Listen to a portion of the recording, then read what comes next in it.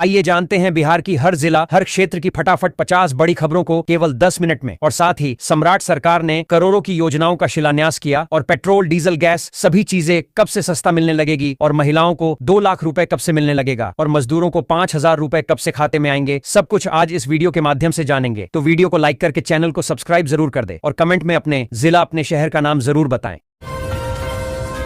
पटना में 1 अगस्त 2026 से 19 किलो वाले कमर्शियल एलपीजी सिलेंडर की कीमत में 209 रुपए की कटौती की गई है, जिससे यह अब 3,032 रुपए 50 पैसे में मिलेगा। हालांकि घरेलू रसोई गैस उपभोक्ताओं को कोई राहत नहीं मिली है। अल्पसंख्यक कल्याण विभाग ने मुख्यमंत्री विद्यार्थी प्रोत्साहन योजना के तहत वर्ष 2026 के पात्र छात्र छात्राओं के लिए ई कल्याण पोर्टल पर ऑनलाइन आवेदन शुरू कर दिए हैं, जिसके तहत अब छात्रों को मिलेंगे 15,000 रुपए।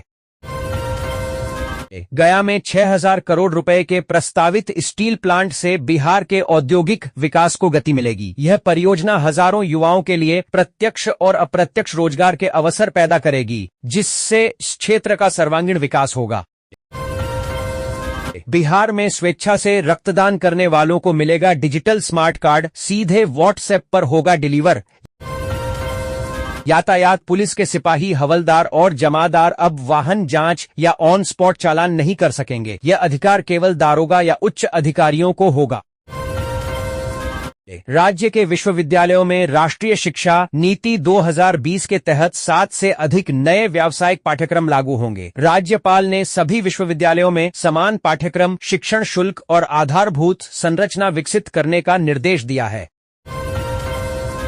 बिहार में 2025 से 26 पेराई सत्र में चीनी का उत्पादन अपेक्षाकृत कम रहा, जो राष्ट्रीय औसत से अधिक रिकवरी रेट के बावजूद एक चुनौती है। पुरानी मशीनें और कम उपज वाले गन्ने को इसके मुख्य कारण बताया गया है। हालांकि किसानों को 100% भुगतान किया गया।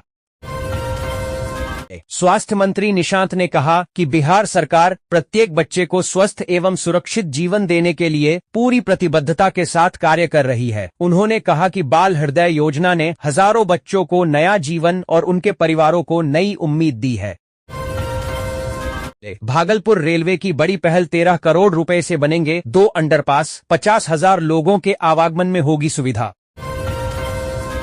पंचायती राज विभाग ग्राम मानचित्र योजना के तहत बिहार के गांवों का डिजिटल मानचित्रण कर रहा है। इससे ग्रामीण क्षेत्रों में घर ढूंढना आसान होगा और विकास योजनाओं की निगरानी में पारदर्शिता आएगी। साथ ही सड़कों को यूनिक कोड भी मिलेगा।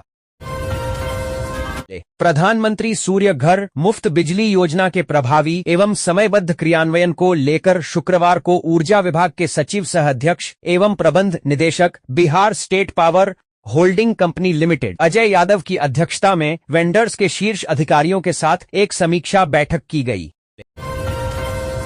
बांकीपुर उपचुनाव में 34.31% मतदान हुआ, जिसे कम माना जा रहा है। विश्लेषकों के अनुसार उपचुनाव में कम मतदान सामान्य है और जीत हार संगठित वोट बैंक व बूथ प्रबंधन पर निर्भर करती है।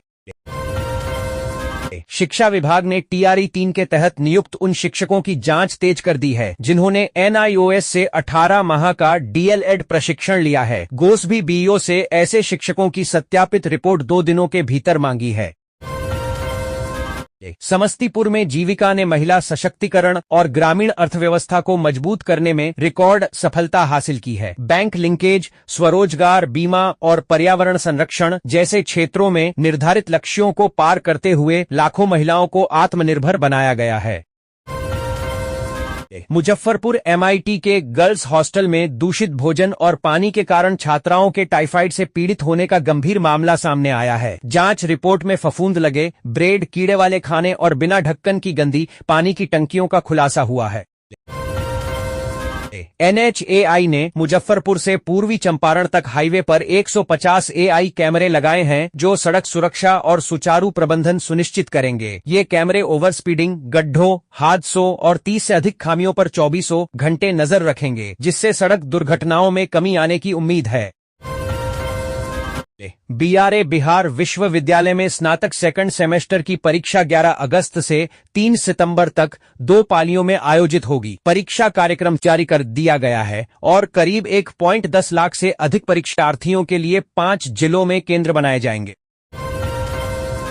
मुख्यमंत्री ने कहा कि रेरा की प्रक्रियाओं को अधिक सरल, पारदर्शी, जवाबदेह और तकनीक आधारित बनाया जाए। रियल एस्टेट परियोजनाओं से जुड़ी प्रक्रियाओं में अनावश्यक विलंब को समाप्त करते हुए प्रपोटर्स एवं डेवलपर्स को नियमानुसार कार्य करने में सहूलियत प्रदान की।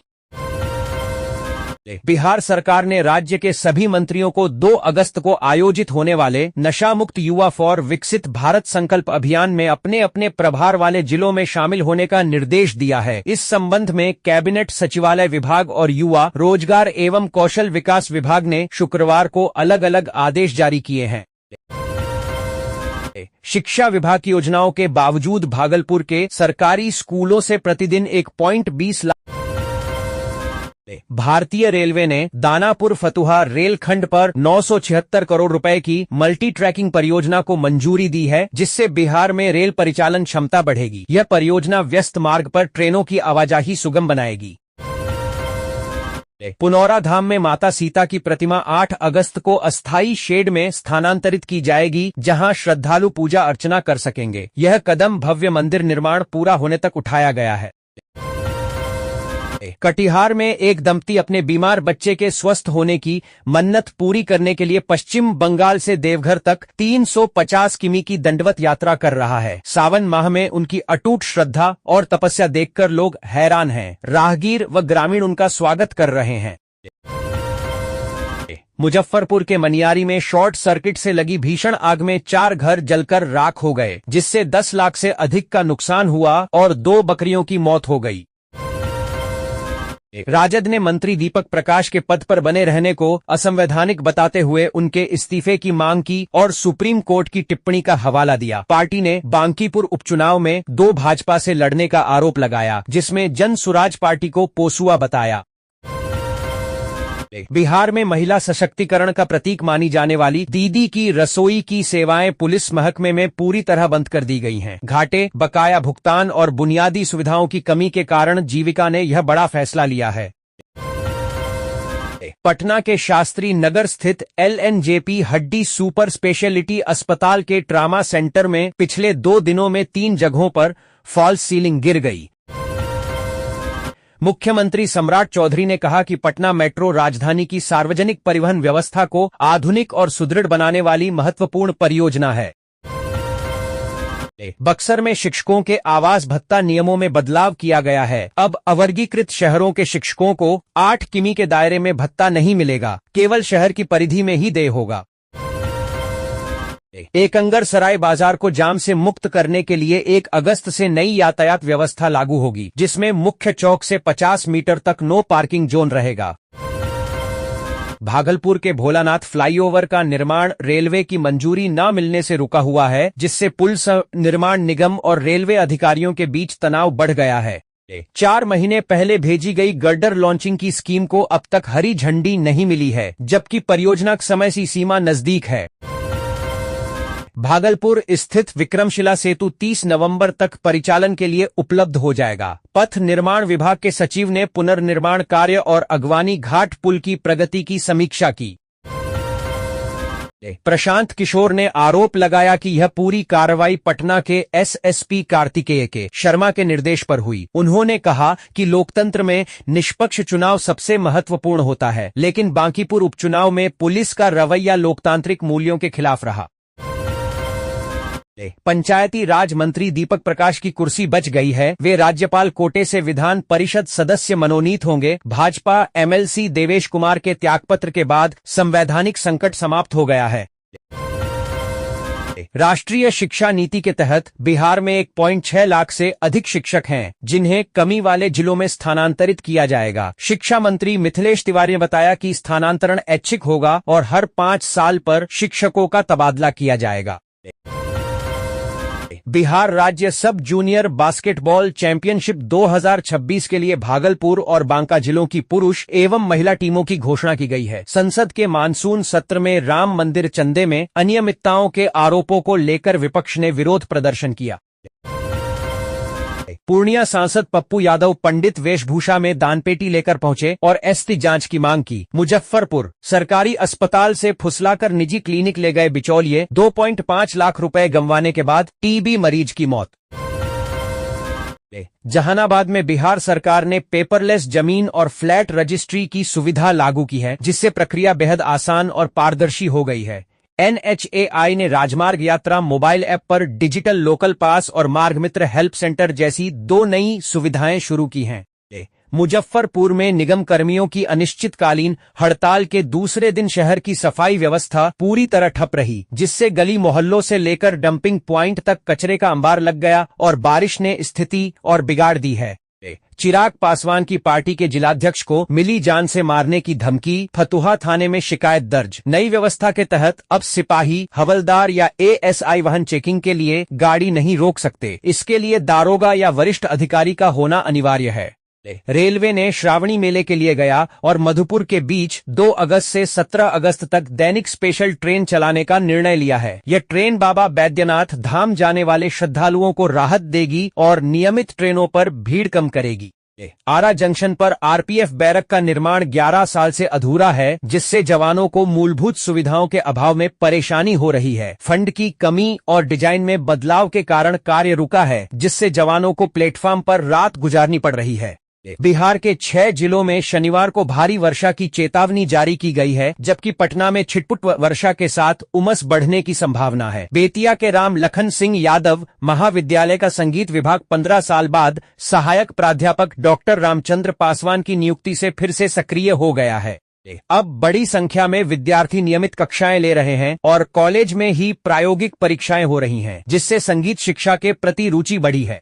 DMCH दरभंगा में चोरों का संगठित गिरोह ऑक्सीजन पाइप से लेकर कंप्यूटर तक लाखों को संपत्ति चोरी कर रहा है। सुरक्षा गार्डों द्वारा पकड़े जाने के बावजूद अस्पताल प्रशासन द्वारा FIR दर्ज न करने से चोरों को फायदा मिल रहा है, जिससे मरीजों को परेशानी हो रही है। पटना सिटी से निकलने वाली 54 फीट की विशाल कांवड़ यात्रा हर साल शिव भक्तों के आकर्षण का केंद्र बनती है। विनोद कुमार के सपने से शुरू हुई यह यात्रा अब 500 से अधिक शिव भक्तों के साथ बाबाधाम जाती है, जो शहर की पहचान बन गई है।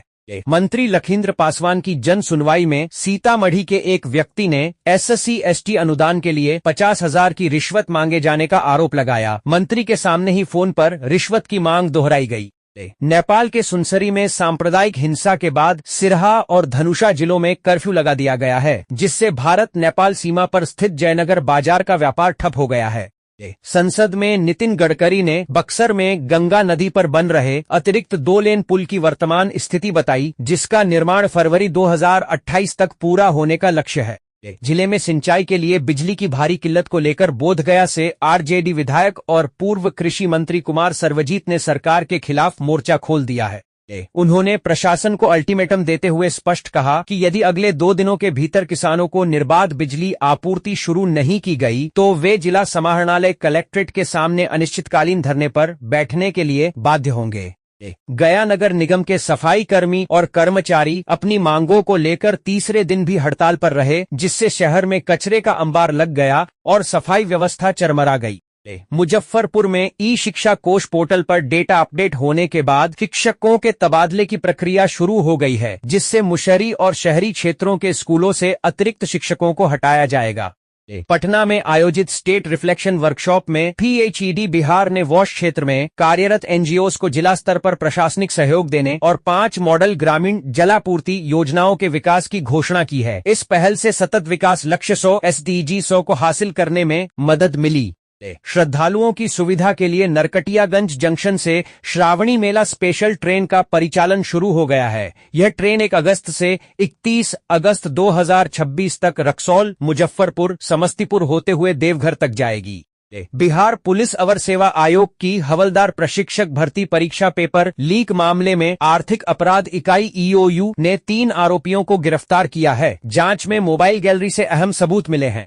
गोपालगंज सांसद डॉक्टर आलोक कुमार सुमन के बेटे डॉक्टर अभीक सुमन और बहू डॉक्टर सगोल सिंह सिंडी सुमन का विवाह निबंधन शनिवार को गोपालगंज रजिस्ट्री कचहरी में संपन्न हुआ। सावन में बाबा भोलेनाथ के दर्शन और जलाभिषेक के लिए आने वाले कांवड़ियों की बढ़ती भीड़ के बीच भागलपुर विधानसभा क्षेत्र के विधायक रोहित पांडेय ने शुक्रवार को निर्माणाधीन भोलानाथ पुल का निरीक्षण किया। अंतरराष्ट्रीय क्रिकेटर मुकेश कुमार और आकाशदीप को खेल कोटे से पुलिस उपाधीक्षक DSP नियुक्त किया गया है, जिसकी अधिसूचना गृह विभाग ने जारी की है। कृषि मंत्री विजय कुमार सिन्हा ने पटना स्थित बीज विश्लेषण प्रयोगशाला का औचक निरीक्षण किया, जहां 11,236 बीज नमूनों में से 162 अमानक पाए गए। श्रावण मास की पहली सोमवारी के लिए भागलपुर के शिवालय सजकर तैयार।